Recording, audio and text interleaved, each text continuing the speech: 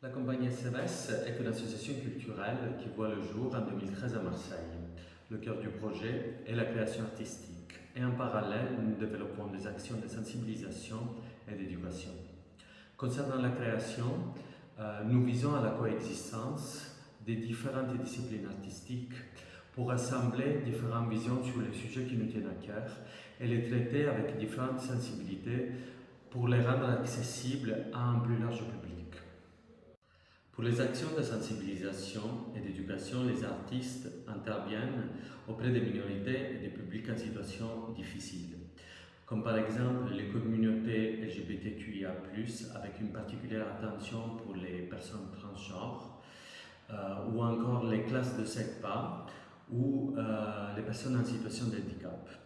Pour donner force à ces actions, nous développons des projets en partenariat stratégique avec plusieurs structures en Europe, où l'on s'applique dans la recherche de l'utilisation de la danse comme outil d'éducation non formelle ou de développement personnel, de connaissance de soi et d'inclusion sociale, par le biais d'ateliers, de masterclass, de conférences, de restitutions publiques, etc. La compagnie est soutenue par la ville de Marseille, le département 13 et la région Sud, pour l'ensemble des actions que nous développons.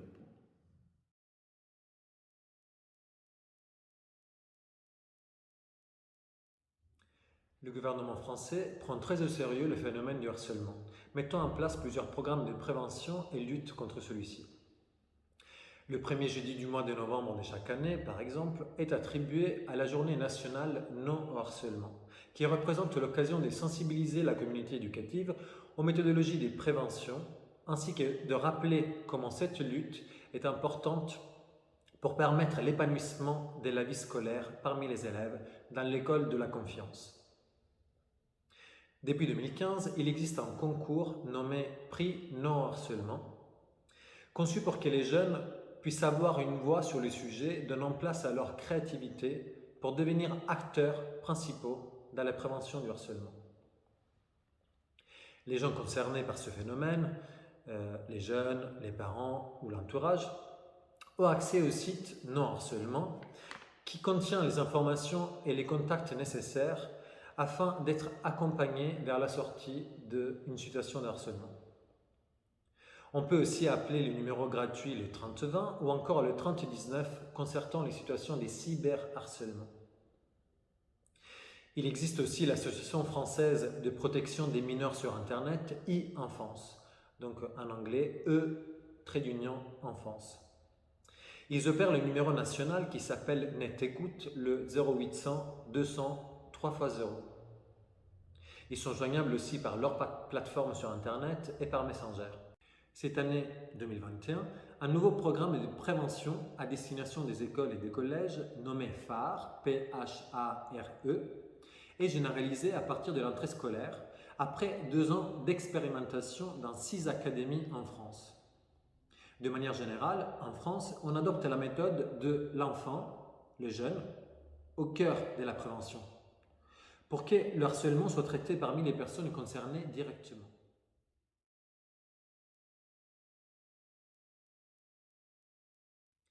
Nous avons choisi la danse comme outil de prévention et lutte contre le harcèlement, car à travers le corps et le corps en mouvement, on peut ouvrir à un espace où l'on peut parler autrement, engager une parole sans mots, une parole dansée, et laisser place à l'indicible. Le corps est le temple des émotions. Lors de n'importe quelle expérience de vie, on laisse des traces dans le corps. Et à travers la danse, on peut donner l'opportunité de libérer les émotions et retracer son propre chemin, peut-être plus léger. On ne sait pas ce qui peut surgir, mais on donne place à ce que cela puisse surgir, sans y coller des mots obligatoirement. La danse donne aussi place au jeu avec soi et en équipe, et à la fois avec un peu de discipline au dépassement de soi. Aspect qui pourrait beaucoup aider dans une situation de harcèlement quand on fait face à nos peurs et à nos insécurités. Avec le corps en mouvement, nous voulons apporter une méthodologie de prévention complémentaire à celle déjà mise en place. Pour le projet Danse contre le harcèlement, nous nous sommes réunis avec nos partenaires pour mettre nos connaissances et expériences respectives au sein d'une recherche sur une nouvelle méthodologie non formelle qui puisse aider dans la prévention et la lutte contre le harcèlement. À savoir en Roumanie et en Grèce, nous avons collaboré avec des psychologues et des psychothérapeutes, et en Italie et Bulgarie, avec des experts dans l'éducation non formelle. Nous, en France, nous sommes les professionnels de la danse. Après 2 ans de recherche, nous avons développé 5 ateliers pour les jeunes et un programme de formation gratuit et en ligne pour les éducateurs et les éducatrices intéressés à explorer cette méthodologie quand par exemple les institutions dans lesquelles ils ou elles travaillent ne peuvent pas faire appel à des artistes. Nous avons créé aussi une boîte à outils disponible en français, en anglais et dans les langues des pays partenaires que vous trouverez sur notre plateforme, ainsi que 5 vidéos tutoriels des 5 ateliers proposés. Ces ateliers abordent les 4 rôles présents dans une situation de harcèlement. L'agresseur, la personne agressée, l'observateur actif et l'observateur passif, dans le but de vivre et remettre en jeu ce qui découle de ces 4 rôles et ouvrir les jeunes à une vision plus large du phénomène.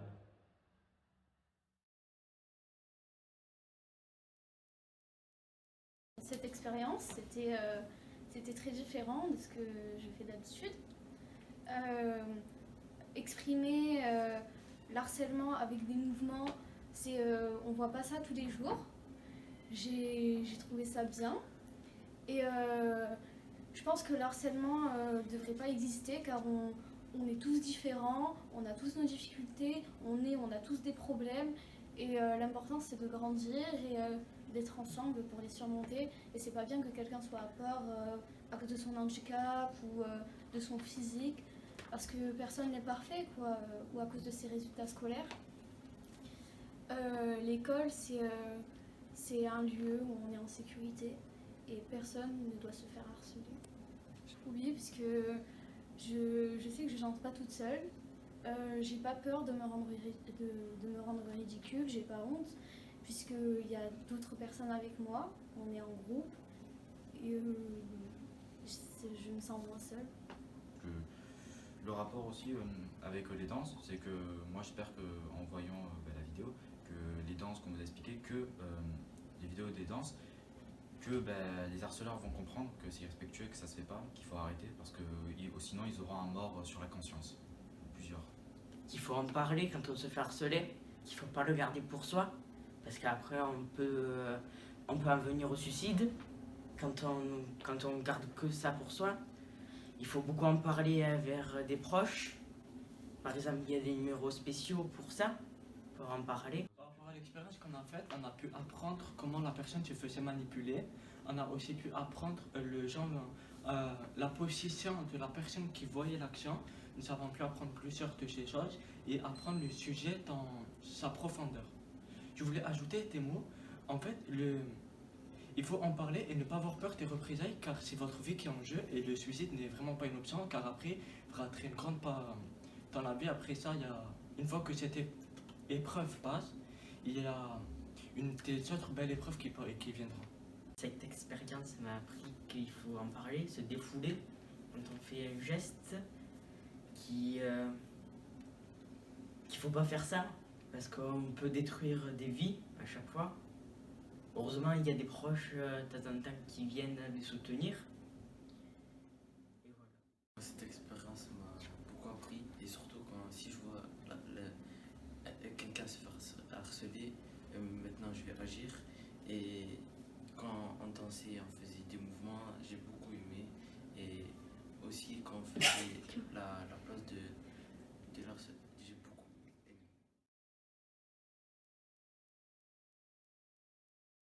Cette expérience a été très enrichissante. Je pense qu'elle a aussi été très éprouvante pour tout le groupe, parce qu'en fait, finalement, on vit des scènes de harcèlement, on vit tous les rôles qu'on va pouvoir vivre justement dans cette situation de harcèlement. Donc à la fois d'être la victime, le harceleur, mais aussi d'être témoin actif ou passif. Donc en fait, ça reste une formation et une expérience qui est très intense. On vit plein d'émotions, on en traverse beaucoup, on a des hauts, on a des bas. Mais la force de cette expérience, c'est que du coup, on la vit en groupe et qu'on est aussi très bien encadré. Il y a un cadre très clair de la part des deux formateurs, donc en fait, ça c'est très riche. Ensuite, moi je pense qu'on en ressort avec plein de pistes sur comment lutter contre le harcèlement. Donc on a vécu vraiment 5 ateliers. Ces 5 ateliers donc, sont toujours tournés vers le corps, mais il y a aussi plein de moments où on peut discuter, où on peut justement prendre le temps de débriefer sur ce qui s'est passé pendant les ateliers. Donc ça c'est très important. Moi je pense qu'il ne faut pas oublier aussi qu'en fait ces ateliers c'est toujours des propositions. Donc là, ce qu'on nous a proposé, voilà, c'est de vivre les 4 rôles de manière alternée. À chaque fois, donc, on est passé par les 4 phases. Donc, comme tu as dit, harceleur, témoin actif, passif et victime. Et entre chaque atelier, il y avait aussi des moments pour finalement se reconnecter avec les autres. Donc c'est à la fois une formation très détaillée par le corps sur le harcèlement, mais aussi sur comment est-ce qu'on fait groupe, comment est-ce qu'on fait union, c'est quoi d'être tous ensemble, c'est quoi la bienveillance. Donc en fait, il y a plein de thématiques qui sont abordées et qui servent contre le harcèlement, mais finalement aussi contre des thématiques plus générales et quotidiennes. C'était une expérience très forte. Je pense qu'au début, j'avais un refus à faire aussi un travail sur moi et je voulais juste apprendre des outils et des choses sans faire un travail sur moi. Et du coup, au début, j'ai eu un refus envers mes émotions qui revenaient et tout. Et je pense qu'à un moment donné, j'ai accepté et après, ça s'est passé mieux. Peut-être aussi suite à la réadaptation des exercices, mais de la part des formateurs qui ont été à l'écoute de notre observation et besoin. Mais du coup, finalement, c'était un processus qui m'a mené à bien travailler et à me sentir très bien maintenant. Et le fait de travailler avec mon corps, ça a été vital, ça m'a réveillée, je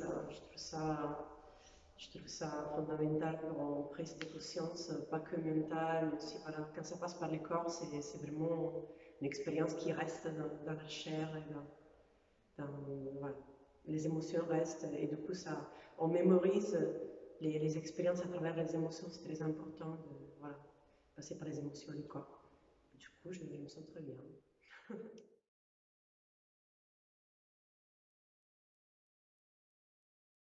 J'ai pu voir à la réaction des élèves que certains libéraient leurs paroles. Dans le groupe, il y avait un élève qui avait été harcelé et tout simplement, quand Fabio a demandé si dans ce groupe il y avait un élève qui avait été harcelé, très facilement, Hugo en a parlé très ouvertement, alors qu'il ne connaissait pas Fabio. Il connaissait Antonino, d'accord, mais pas Fabio. Et ça, le fait que des élèves parlent aussi facilement de ce qu'ils ont vécu, pour moi, il y avait déjà un climat de confiance qui s'était installé. Ensuite, les faire verbaliser sur ce que représente pour eux le harcèlement, leur faire prendre conscience des 4 rôles qui peut y avoir dans le harcèlement, et ensuite leur faire exprimer leurs émotions à travers la danse. C'est quelque chose de nouveau pour moi que je n'avais jamais vu auparavant puisque je n'avais jamais assisté à ce genre d'atelier.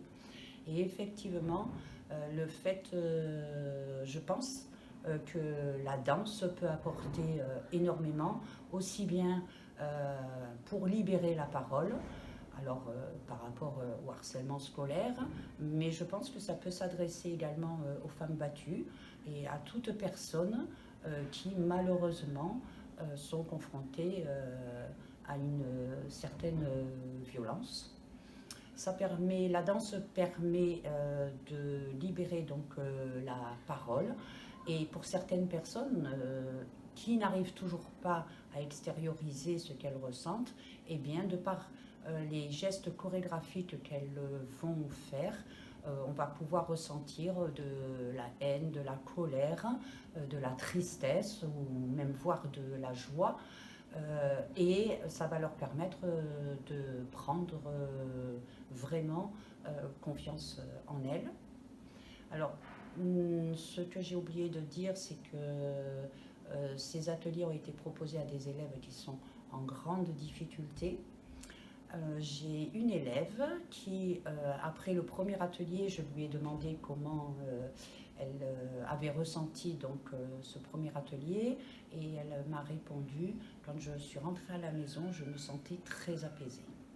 Or, c'est une élève qui était très introvertie, qui ne parlait pas beaucoup, donc encore moins pour exprimer ses émotions. Et je pense que ces ateliers ont eu un effet très bénéfique sur ces élèves-là.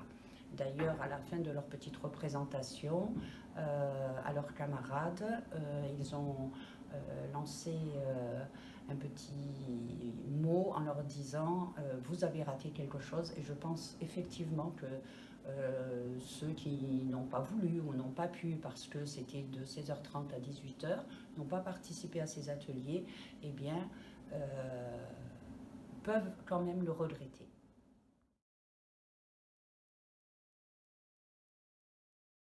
Ce que j'ai vu, c'est que le travail justement en groupe à travers les ateliers est très important pour les participants.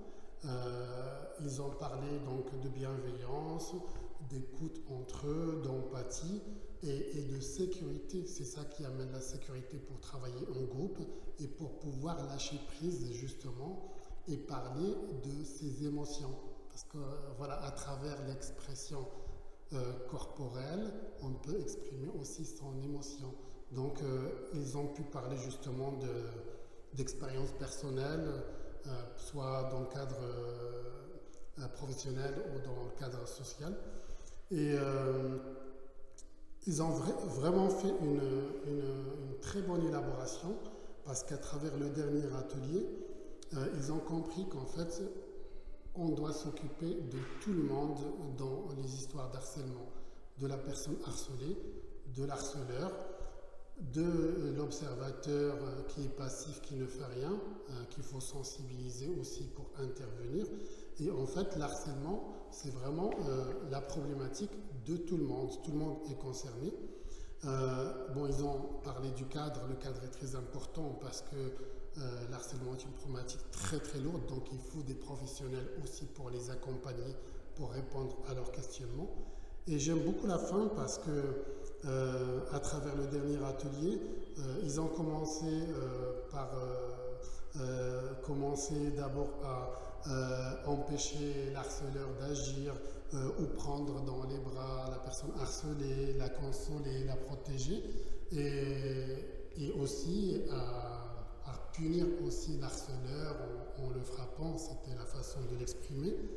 Mais en fait, ils ont compris aussi que l'harcelé, la personne harcelée, elle doit apprendre aussi à se défendre. Il ne s'agit pas de la surprotéger, de l'étouffer, mais de lui apprendre aussi à se défendre. Et à la fin, j'ai vraiment vu dans l'élaboration une synthèse de leur travail.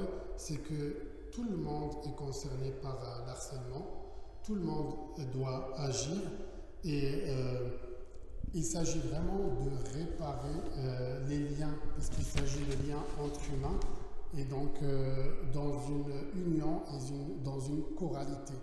Et ça, c'est vraiment le travail du groupe et de l'atelier que vous proposez qui permet cette accélération pour comprendre en quelques jours tout le cheminement depuis les causes de l'harcèlement jusqu'à la réparation.